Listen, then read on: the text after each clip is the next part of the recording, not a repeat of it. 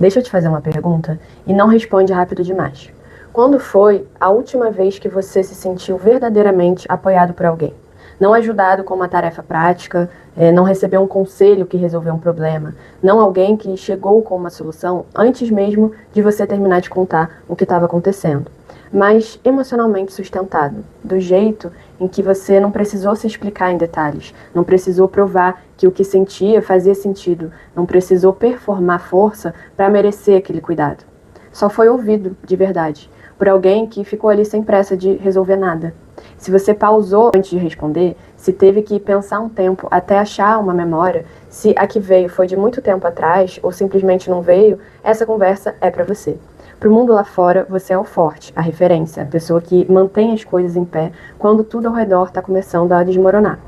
O solucionador de problemas que as pessoas procuram quando a vida delas sai do controle, porque sabem que você vai ter alguma resposta, algum plano, alguma forma de colocar a ordem no que parece impossível de organizar. Você cuida da sua carreira, das suas responsabilidades, dos seus compromissos e ainda consegue aparecer para as crises das pessoas ao redor com uma calma que, de fora, parece confiança e inabalável.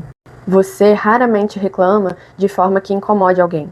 Não pede muito, não exige atenção. E quando alguém para e pergunta como você tá de verdade, a resposta sai automática, antes mesmo de você ter tempo de checar internamente se é verdade. Estou bem, estou dando conta. Pode ficar tranquilo.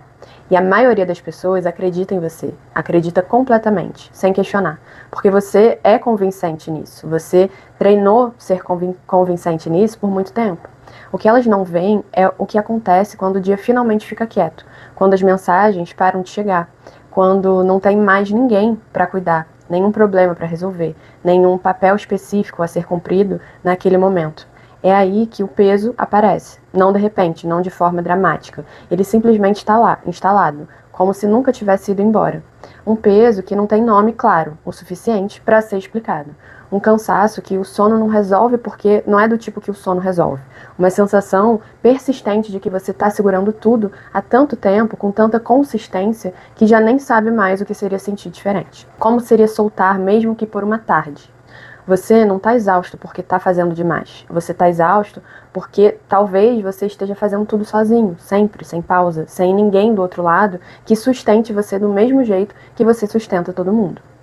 Em algum momento do caminho, seu forte parou de ser um papel que você conscientemente escolhia desempenhar e virou uma identidade que você carrega no corpo, na forma como se apresenta, na forma como responde quando alguém pergunta se precisa de alguma coisa. Você aprendeu a funcionar sem se apoiar em ninguém de forma real, a carregar o que é pesado sem avisar que está pesado, a ficar composto mesmo quando por dentro as coisas estavam longe de serem compostas, longe de serem organizadas, de estarem bem. E agora, a ideia de precisar de alguém parece desconfortável de um jeito específico. Não é exatamente medo, não é exatamente orgulho. É uma espécie de resistência que aparece no corpo antes de qualquer pensamento. Uma tensão que surge quando a possibilidade de depender de alguém se aproxima de verdade. E você não consegue explicar direito de onde isso vem. Só sabe que está lá. Então, você continua administrando, continua aparecendo, continua provando, principalmente para você mesmo, e às vezes sem perceber, que está fazendo isso, que não precisa de ajuda, que dá conta, que está bem. Mas aqui está a verdade que quase ninguém diz em voz alta de forma direta, que a força que nunca é sustentada por ninguém vira silêncio por dentro. E silêncio carregado por tempo suficiente, sem que ninguém veja, sem que ninguém pergunte de verdade, vira uma solidão muito específica. A solidão de estar rodeado de gente e ainda assim estar completamente sozinho no que importa. Se alguma parte do que você leu até agora pareceu familiar demais para ser confortável, você não está quebrado. Você se adaptou. E hoje a gente vai entender por que isso aconteceu, o que isso custou e o que é possível a partir daí. Na superfície, independência parece igual, não importa de onde ela veio. Competência, autossuficiência, a capacidade de lidar com o que aparece sem desmoronar na frente de ninguém. Mas psicologicamente, existem duas versões muito diferentes disso, que parecem idênticas por fora e são completamente distintas por dentro. Independência saudável é uma escolha consciente, que vem da confiança, não do medo. Uma pessoa genuinamente independente, de forma saudável, sabe se manter sozinha quando quer e também sabe se apoiar em alguém quando precisa. E as duas coisas coexistem sem problema. Ela consegue dizer, eu consigo lidar com isso, sem se sentir ameaçada pela possibilidade de que alguém pudesse ajudar. A independência dela é flexível, se dobra quando a situação pede, não está sempre na defensiva, não precisa ser provada o tempo todo. Hiperindependência não parece nada disso por dentro, mesmo que por fora pareça igual ou até mais impressionante. Hiperindependência não é preferência que você escolheu num determinado momento, é reflexo que foi sendo construído ao longo do tempo. É o que acontece quando autossuficiência deixa de ser algo que te fortalece, né? E vira algo que você simplesmente não consegue não fazer. Algo compulsório que acontece antes de qualquer decisão consciente. Você não pensa, prefiro fazer isso sozinho, seria mais eficiente. Você pensa, mais precisamente você sente no corpo antes de pensar. Eu tenho que fazer sozinho, não tem outra opção. Porque pedir ajuda não aparece como algo neutro para você. Aciona algo mais fundo e mais antigo. Uma tensão que sobe no peito antes que você identifique de onde veio. Um pico de ansiedade que aparece no segundo que você considera depender de alguém. Uma resistência quieta e persistente que você não consegue explicar direito para ninguém. Porque nem você mesmo sabe nomear com precisão de onde ela vem ou por que ela é tão forte. Você já se sentiu desconfortável quando alguém ofereceu ajuda de verdade? Não irritado com a pessoa, mas estranho, intranquilo de um jeito sutil. Como se algo não tivesse certo no fato de alguém querer fazer algo por você. Como se isso fosse criar uma dívida que você não sabe como pagar. Ou como se revelar que você precisava de algo fosse revelar uma fraqueza que você vinha escondendo bem. Você já recusou apoio no momento em que estava completamente sobrecarregado? Disse que estava bem quando não estava e depois ficou se perguntando aí, né, por que as pessoas não aparecem quando você precisa? Isso é a diferença que separa as duas versões. Hiperindependência é armadura, não é confiança, né? É uma camada de proteção que foi sendo construída ao longo de anos em torno de uma crença, né, central que nunca foi declarada em voz alta, mas que organiza tudo. Precisar de algo te coloca em posição vulnerável. E vulnerabilidade para um sistema que aprendeu através de experiência repetida que vulnerabilidade tem custo, parece perigosa demais para ser arriscada de novo. Então, você minimiza as suas necessidades antes mesmo de reconhecê-las completamente. Você diminui o seu cansaço quando ele aparece, converte em piada ou em silêncio. Você se convence de que é mais fácil não pedir, não porque você é naturalmente forte e autossuficiente, mas porque em algum lugar fundo você aprendeu que depender de outros tem um custo que frequentemente não vale o risco. É aqui que a maioria das pessoas faz a leitura errada. Elas veem a competência, a calma, a capacidade de resolver o que precisa ser resolvido e assumem confiança. Assumem que você está bem por dentro da mesma forma que parece estar por fora. Mas o que frequentemente estão olhando é medo que aprendeu a funcionar com muita eficiência. Medo que aprendeu a parecer força de um jeito tão convincente que até você às vezes se confunde. E essa distinção muda completamente como você entende a si mesmo e o que seria possível mudar daqui para frente. A maioria das pessoas assume que hiperindependência vem de uma força que foi desenvolvida, né? Que em algum ponto você olhou para o mundo e simplesmente decidiu que não precisava de ninguém, porque era capaz o suficiente para se bastar. Que foi uma escolha feita por alguém seguro e confiante. Mas não é assim que acontece. Nunca foi assim, né? Você não acordou um dia confiante o suficiente para se manter sozinho e decidiu que preferia assim. Você chegou aqui depois de aprender de forma repetida e às vezes muito dolorosa que pedir não funcionava, que estender a mão não garantia que alguém viesse, que esperar criava uma exposição que não valia o risco, porque a decepção do outro lado era garantida, ou pelo menos provável o suficiente para não valer tentar. Para uma criança, precisar de ajuda é completamente natural, é biológico, não é uma fraqueza de nenhum tipo. Somos programados desde o início para alcançar o outro, para chorar quando a gente precisa, para esperar que alguém responda a esse chamado. Então, quando esse alcançar é recebido com descaso, de quem devia estar ali, com irritação de quem estava sobrecarregado demais para ter espaço, com silêncio de quem simplesmente não apareceu, né? Ou com ausência que não foi explicada, alguma coisa precisa mudar para que a criança continue funcionando. E esse algo não pode ser o ambiente. Então, é o interior da criança que muda. É aí que a decisão acontece, não de forma consciente e declarada, não com drama ou promessas. Uma conclusão interna e quieta que se forma aos poucos, sem que ninguém perceba, sem que a própria criança perceba no momento em que está acontecendo. Não posso contar com ninguém de forma confiável. É mais seguro resolver sozinho. Esse momento é doloroso de um jeito que não tem palavras certas ainda na infância. Mas é também uma adaptação brilhante no contexto em que acontece. Permite que a criança continue funcionando, continue existindo, continue se movendo sem ficar paralisada, esperando por algo que talvez nunca chegue da forma que precisa. A estratégia funciona, e porque funciona, se repete. E porque se repete, vai se consolidando. Com o tempo, essa estratégia de sobrevivência endurece e começa a aparecer identidade. Você para de notar o que foi perdido no processo, porque competência preenche o espaço de um jeito que parece suficiente por fora. Você se torna capaz, eficiente, confiável, de formas que as pessoas admiram genuinamente. As pessoas te elogiam por isso, te colocam como uma referência, te tratam como porto seguro onde ancoram quando estão perdidas. Mas por baixo de toda essa capacidade, existe uma verdade que raramente é nomeada de forma direta, porque machuca nomear. Você não se tornou forte porque foi apoiado e sustentado da forma que precisava. Você se tornou forte porque estava sozinho, porque não tinha outra opção que não fosse ser forte. Eu faço sozinho nunca foi confiança verdadeira, foi contenção. Uma forma construída de se proteger da decepção de necessidades que não eram atendidas. Uma forma de ficar sempre à frente da rejeição antes que ela chegasse. Porque se você nunca pede, ninguém pode dizer não. Se você nunca depende de verdade, ninguém tem como te decepcionar de verdade. A lógica faz sentido. O problema é o que ela custou e continua custando para você. O que um dia te manteve seguro agora te mantém separado de todo mundo que poderia chegar mais perto. Essa decisão foi feita em dor, numa época em que você não tinha outras ferramentas disponíveis. Ela fez o trabalho que precisava fazer naquele momento específico. Te ajudou a sobreviver quando sobrevivência era o que estava em jogo. Mas estratégias de sobrevivência não foram feitas para funcionar indefinidamente em todos os contextos, com todas as pessoas, para sempre.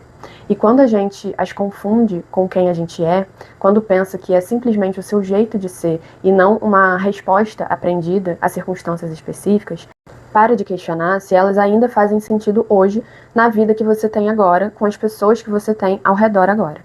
Entender isso não é sobre culpar ninguém pelo que aconteceu. Não é sobre revisitar a infância com raiva ou com mágoa, que não vai mudar nada. É sobre finalmente enxergar com clareza o custo real de uma força que foi construída em silêncio e que continua operando em silêncio até hoje. Para muitos adultos hiperindependentes, a história não começa com uma escolha deliberada. Começa com responsabilidade que chegou cedo demais, antes que houvesse maturidade emocional para carregá-la sem custo. Você era criança que cresceu rápido, mais rápido do que deveria, mais rápido do que seus irmãos talvez, mais rápido do que as outras crianças ao redor.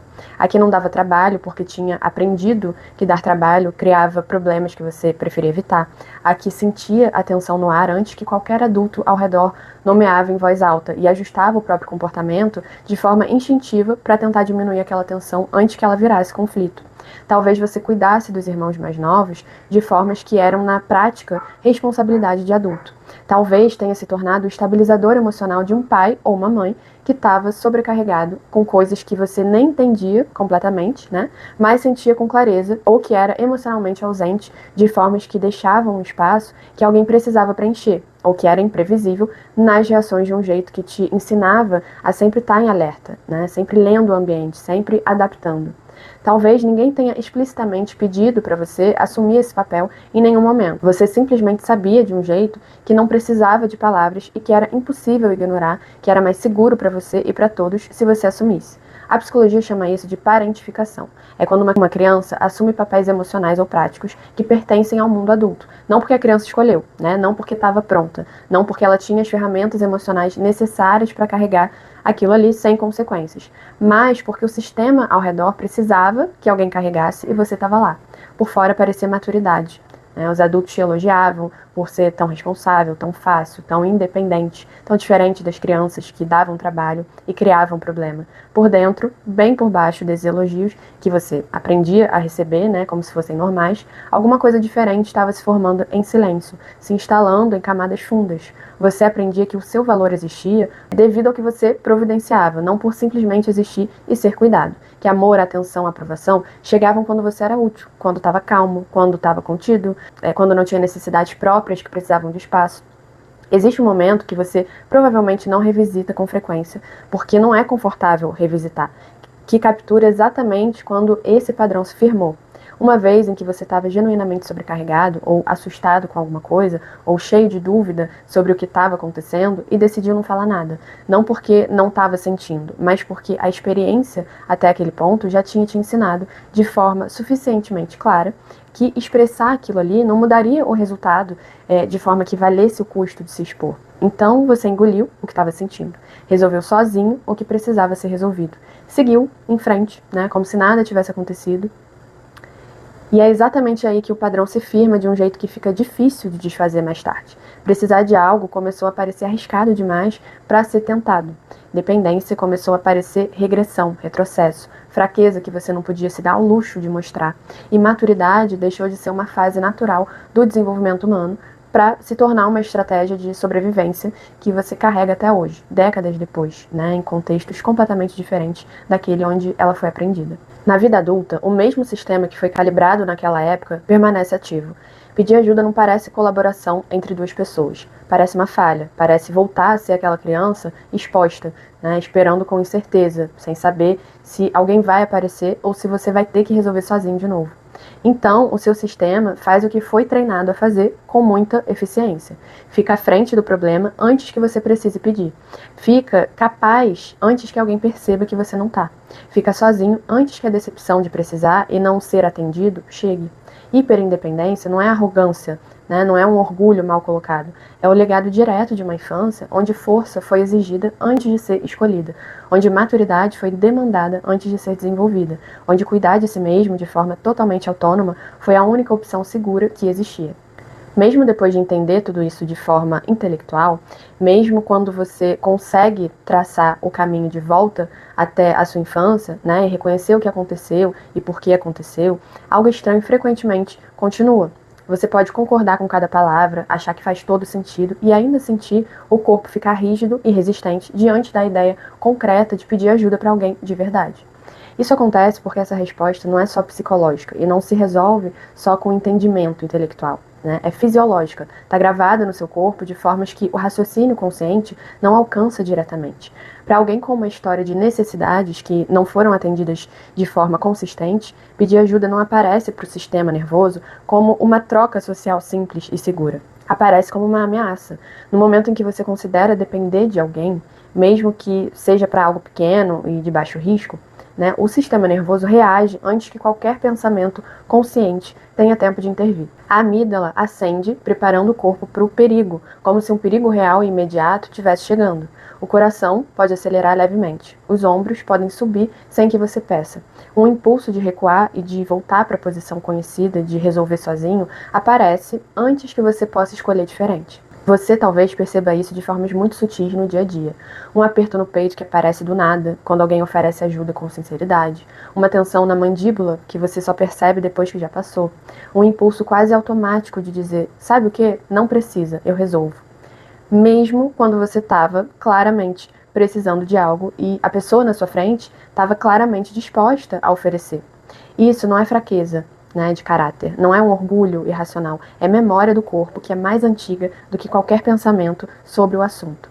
O seu corpo aprendeu muito antes das palavras existirem para nomear o que estava acontecendo ali, que depender de outros em momentos de necessidade podia levar à decepção, que dói de formas específicas, a perda do controle que parece insuportável, a exposição emocional sem nenhuma proteção que te deixa mais vulnerável do que antes de tentar. Então ele se adaptou da forma mais eficiente que ele encontrou.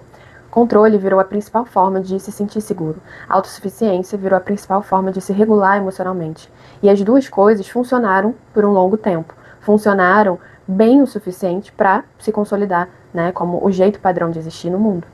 É por isso que entregar o controle parece insuportável, mesmo nos momentos em que você conscientemente quer fazer isso. Quando você pede ajuda, você precisa esperar, precisa confiar no timing de outra pessoa, né, na competência dela, no cuidado dela com o que você entregou.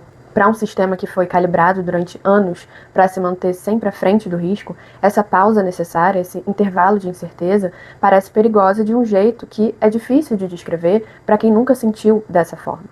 É também por isso que receber é frequentemente muito mais difícil do que dar, mesmo quando a diferença de esforço não deveria ser tão grande. Dar mantém você no controle da situação e da dinâmica. Receber exige que você fique aberto, sem saber o resultado, sem garantia de que vai ser bem atendido, sem a proteção de controlar o que acontece a seguir. Entender que é isso que está acontecendo muda a narrativa completamente. Você não é resistente à conexão, porque não quer conexão de verdade. Você é resistente porque o seu corpo aprendeu, através de experiência real e repetida, a associar a necessidade com perigo. São coisas completamente diferentes e a diferença importa muito mais do que parece. A cura não começa se forçando a pedir ajuda do nada e esperando que o desconforto desapareça.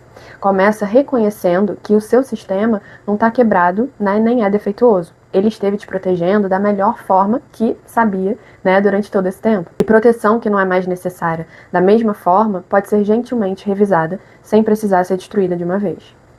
Hiperindependência quase nunca aparece como um conflito aberto nos relacionamentos. Não tem briga, não tem acusação, não tem desentendimento claro que alguém possa apontar. Ela aparece como distância, uma distância que se instala gradualmente, que ninguém consegue nomear com precisão, que parece sempre ter estado lá. Na superfície, você é um parceiro presente, um amigo disponível, uma pessoa agradável de ter por perto. Não pede muito, não cria um drama, né? Resolve os próprios problemas sem arrastar os outros. Não se apoia com peso que cansa.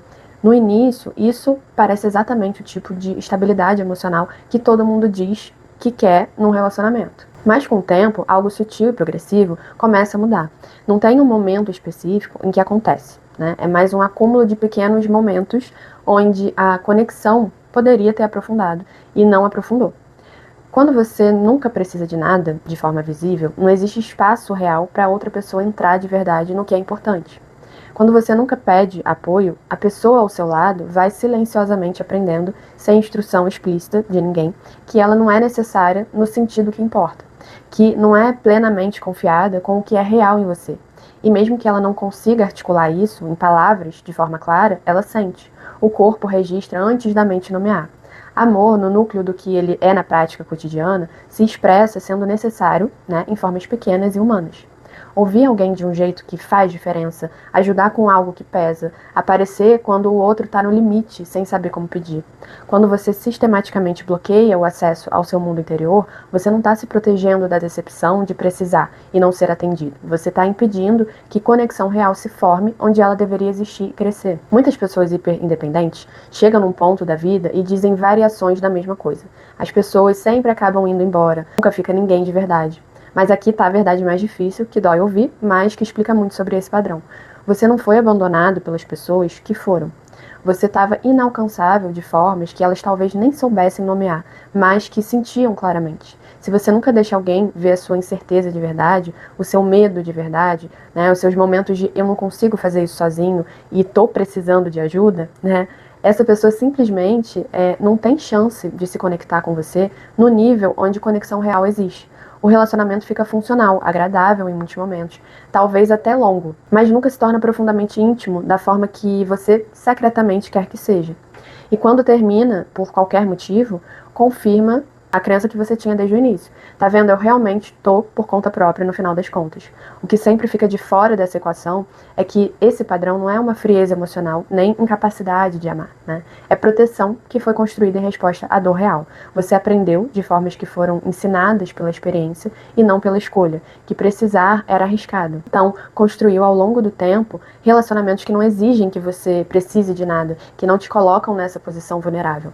O problema real é que amor sem a possibilidade de necessidade real não é uma segurança emocional, é solidão com companhia presente. E a diferença entre as duas coisas é enorme. Intimidade de verdade não vem de provar que você está sempre bem e dando conta de tudo. Vem de deixar alguém ver onde você não está bem, onde você precisa, onde o peso está maior do que você consegue carregar sozinho. E confiar, mesmo com toda a incerteza que isso traz, que eles podem ficar. Existe um tipo específico, né, e muito particular de solidão que não vem de estar sozinho fisicamente. Vem de ser aquele em que todos os outros se apoiam enquanto você não tem ninguém em que se apoiar. Se você é hiperindependente, você provavelmente é generoso com a sua energia de formas que as pessoas ao seu redor nem sempre percebem que estão recebendo, né? Porque parece natural que você dê isso, porque sempre foi assim, porque você nunca sinalizou que teria um limite.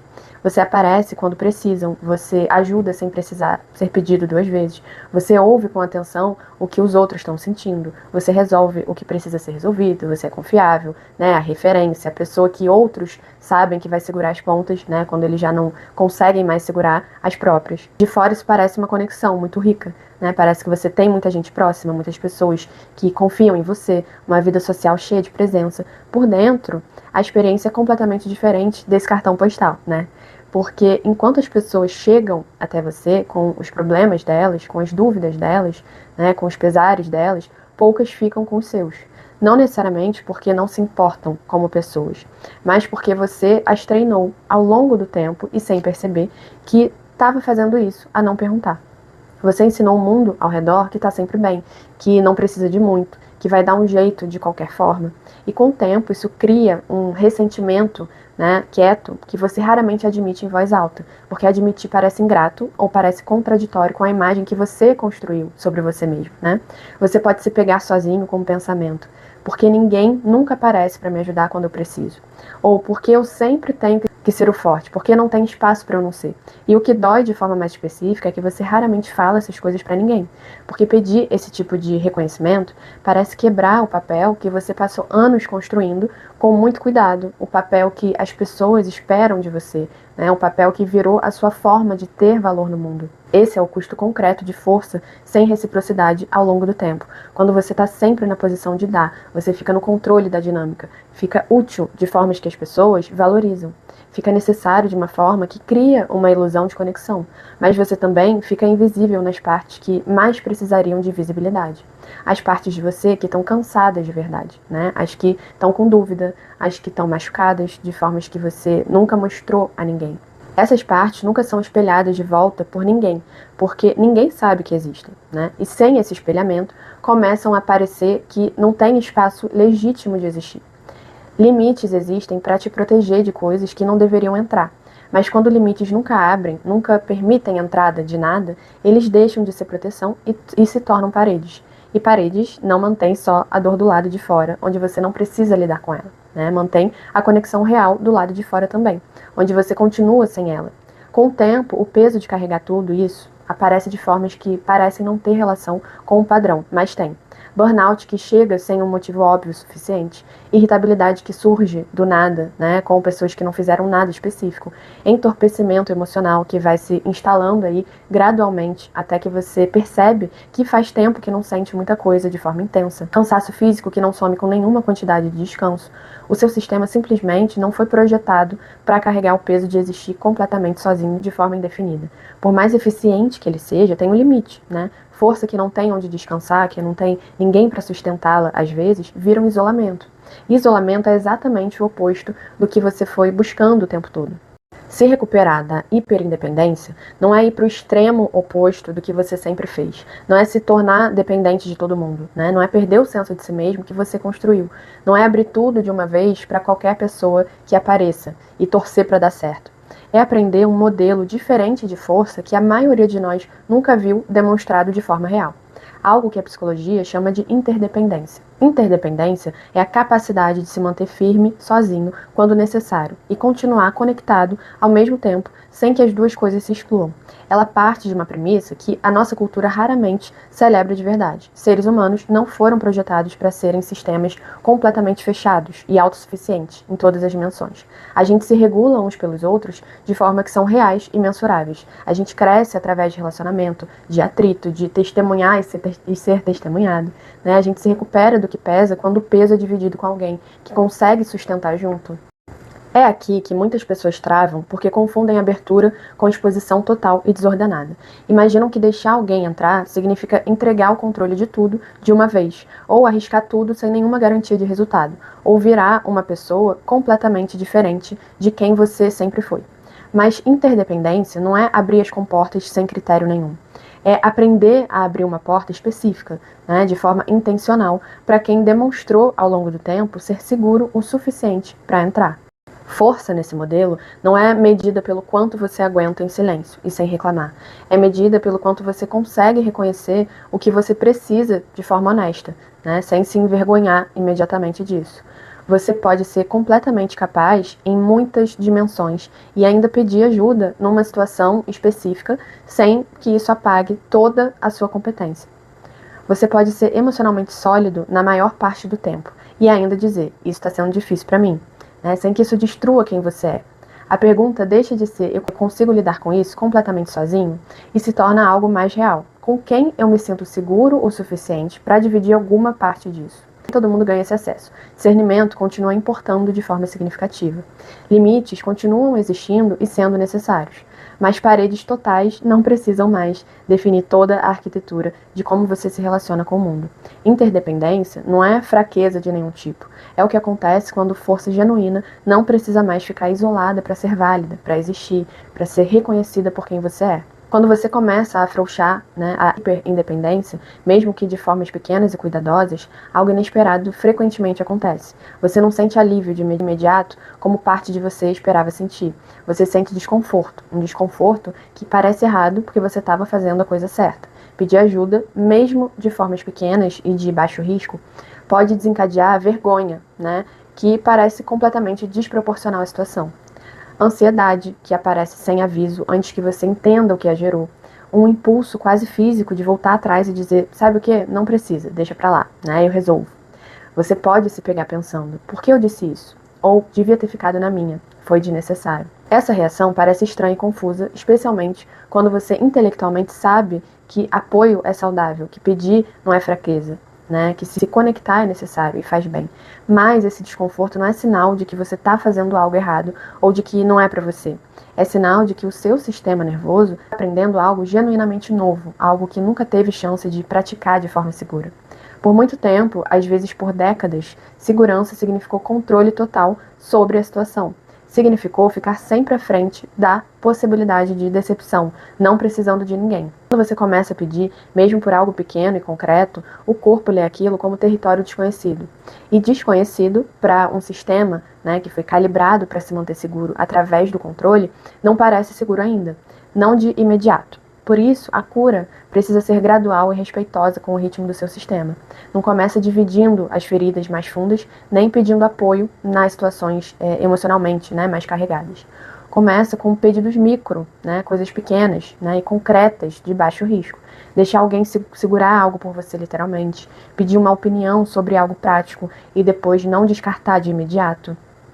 Admitir que você está cansado numa conversa sem adicionar imediatamente uma justificativa ou um mas estou bem, Deixar alguém fazer algo por você sem sentir que precisa compensar ou retribuir no mesmo segundo. Cada experiência pequena dessas dá ao seu sistema nervoso uma informação nova e concreta que ele não tinha.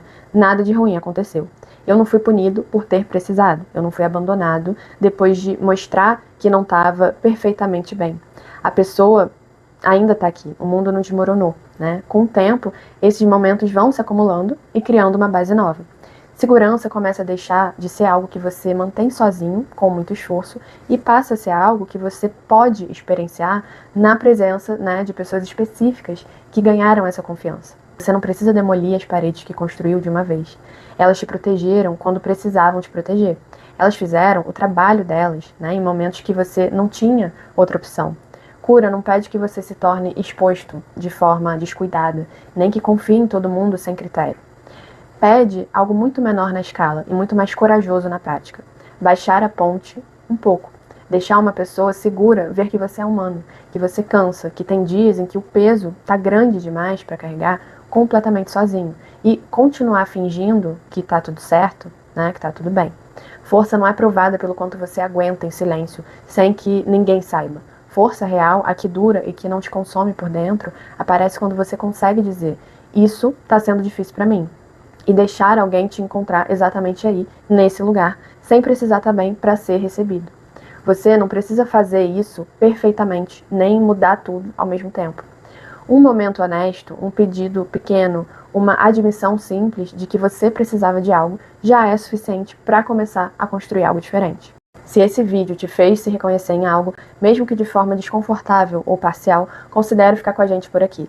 Esse canal existe para explorar os padrões mais silenciosos que as pessoas carregam e raramente conseguem nomear, sem julgamento e sem fórmula pronta. Se inscreva se quiser continuar essas conversas e se você se sentir capaz, compartilha nos comentários. Qual é uma coisa que você está carregando agora que gostaria de não ter que carregar completamente sozinho? Você não precisa ser o forte aqui.